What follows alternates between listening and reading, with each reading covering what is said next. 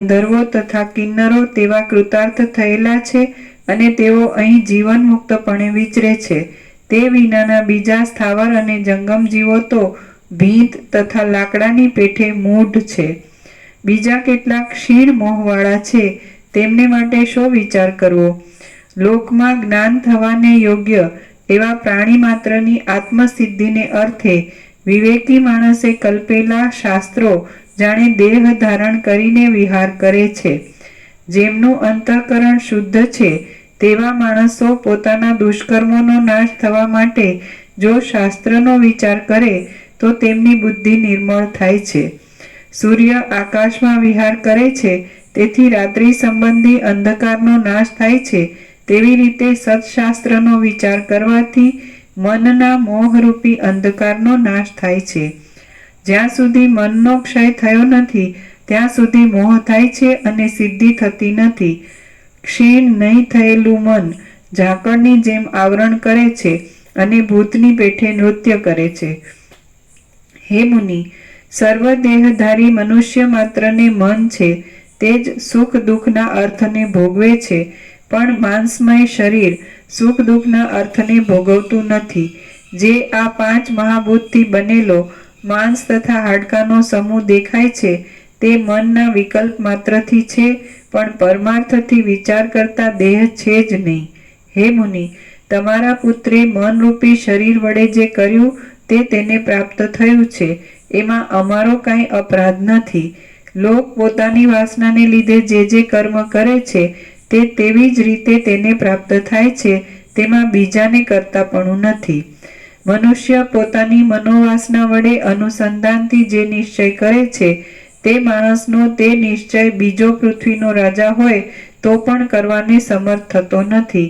જે સ્વર્ગ તથા નરકના ભોગ છે અને જે જન્મ તથા મરણની એષણા ઈચ્છા છે તે સઘળું મનના મનન માત્રથી જ છે.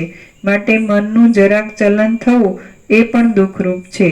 હે ભગવાન, હું તમને વધારે શું કહું? તમે ઊભા થાઓ અને જ્યાં તમારો પુત્ર છે ત્યાં આપણે જઈએ. તમારો પુત્ર શુક્ર પોતાના મનરૂપી શરીરથી સ્વર્ગનું સુખ ભોગવ્યા પછી આકાશ વગેરેના ક્રમથી પૃથ્વીમાં અવતરી ચંદ્રકિરણના સંયોગે કરી ઔષધિમાં પ્રવેશ કરી અનુક્રમે અનેક જન્મ પામ્યો છે અને હમણાં સમંગા નદીને કાંઠે તપ કરતો બેઠો છે. તમારા પુત્ર શુક્રનો પ્રાણરૂપી પવન ચેતન શક્તિમાંથી મુક્ત થયા પછી ઝાકળપણાને પામ્યો અને પછી ચંદ્રકિરણના સંપર્કથી ધાન્ય દ્વારા પુરુષના વીર્યમાં પ્રવેશ કરી તે સ્ત્રીના ગર્ભપણાને પામ્યો છે. વસિષ્ઠ બોલ્યા, એ પ્રમાણે ભગવાન કાળે કહ્યું અને તે જાણે જગતની ગતિને હસવા લાગ્યા. પછી સૂર્ય જેમ ચંદ્રનો હાથ ઝાલે તેમ કાળે પોતાનો હાથ લાંબો કરીને ભૃગુ ઋષિનો હાથ ઝાલ્યો. ત્યાર પછી સૂર્ય દેવતા જેમ ઉદયાચળમાંથી ઊભા થાય તેવી રીતે ભૃગુ ઋષિ અહો, દૈવની વ્યવસ્થા આશ્ચર્યકારક છે એમ કહીને તે સ્થાનકેથી ઊભા થયા. હે અંગ, તેજના સમૂહરૂપ એ બંને જણા તમાલ વૃક્ષની ઝાડીવાળા મંદાર પર્વત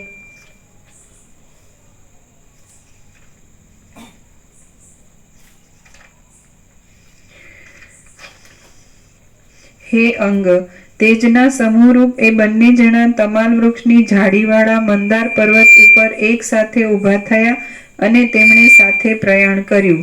તે સમયે જાણે પૂર્ણિમાના ચંદ્ર તથા સૂર્યે મેઘથી યુક્ત એવા નિર્મળ આકાશમાં વિહાર કરવા માટે પ્રયાણ કર્યું હોય એવા તે બંને શોભતા હતા. વાલ્મીકી મુનિએ ભરદ્વાજને આટલે સુધી કથા કહી ત્યાં દિવસ જતો રહ્યો. સૂર્ય આથમી ગયો અને મુનિઓની સભા વાલ્મીકીને પ્રણામ કરી સાયંકાળના નિત્યકર્મ કરવા સારું ત્યાંથી ઉઠીને સ્નાન કરવા ગઈ. પછી જ્યારે રાત્રિ વીત્યા પછી સૂર્યના કિરણો ફૂટ્યા ત્યારે એ સભા પાછી વાલ્મીકી પાસે આવી. શ્રી યોગ વાસિષ્ઠ મહારામાયણમાં સ્થિતિ પ્રકરણનો ભૃગુ શુક્ર ગમન નામનો સર્ગ 13મો સમાપ્ત. વાલ્મીકીનો 8મો દિવસ સમાપ્ત. પ્રસાદ આપી દેવા.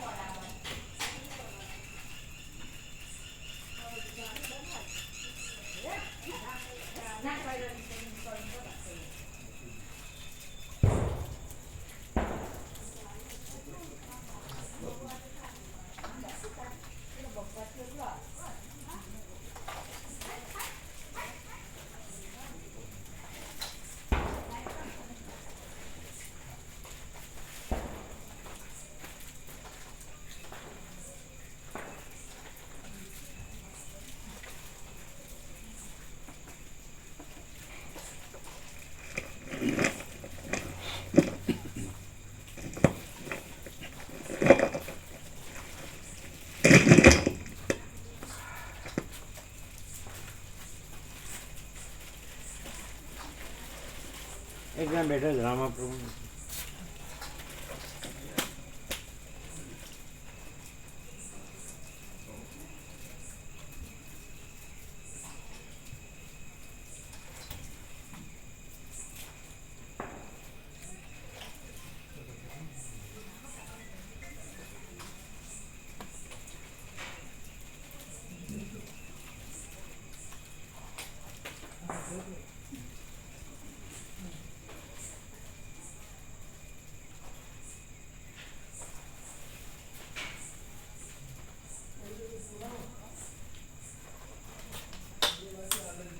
આ બધા જીતુરામ છે.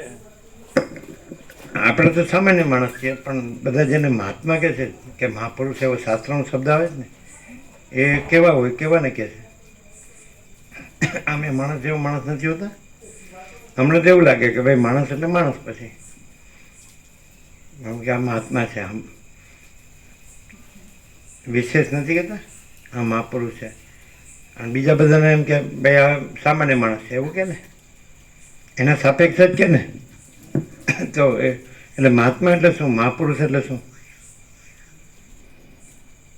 આમ તો માણસ હોય તો માણસ જ કહેવાય ને.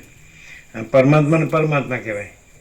પરમાત્મા એટલે બીજું કાંઈ નહીં, બીજું કોઈ નહીં, કાંઈ નહીં, કાંઈ થતું નથી. આકાશ જેવા આખા અનંત ચૈતન્ય પ્રકાશ, અનંત ચૈતન્ય શાંતિ, એ તો સમજ્યા.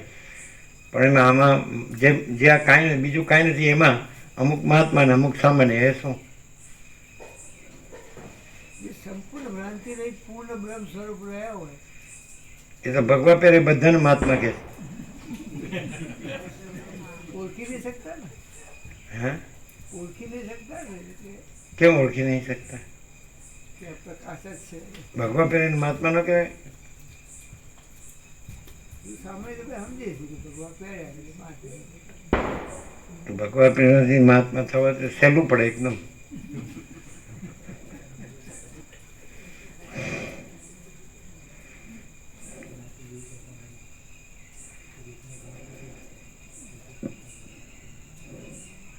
અચ્છા, તમે કીધું એમ પરમાત્મા રહ્યા હોય કેવી રીતે ખબર પડે? પરમાત્મા તો પરમાત્મા જ પરમાત્મા રહે છે, એમાં બીજું કાંઈ નથી. એ કોઈ પરમાત્મા રહ્યું છે ને કોઈ નથી રહ્યું ને એવું હોય તો તમે તો એવું કીધું કે જે પરમાત્મા રહ્યા હોય. પોતે નથી રહ્યા એટલે પરમાત્મા તો રહેલા જ છે. રહ્યા હોય ને નથી રહ્યા કેવી રીતે કહેવાય? અને એ પાછા જેવા તેવા નહીં, મહાત્મા રહ્યા છે. અહીં તો મહાત્મા નહીં રહ્યા કોઈ. હે, અહીં મહાત્મા નહીં રહ્યા, જો હૈ સો હૈ રહી હોય બસ. મહાત્મા દેખાતા હોય ને નથી રહ્યા કેવી રીતે કહેવાય?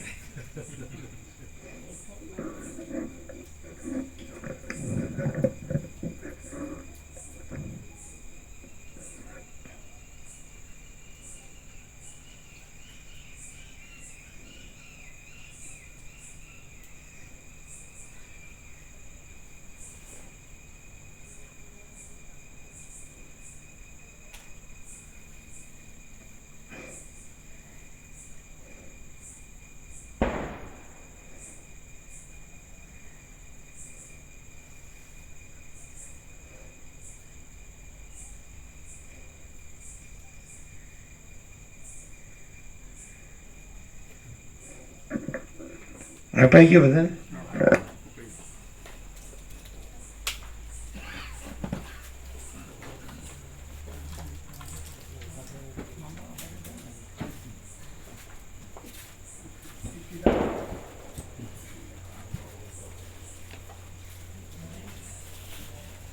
ફૂલ બનાવે ને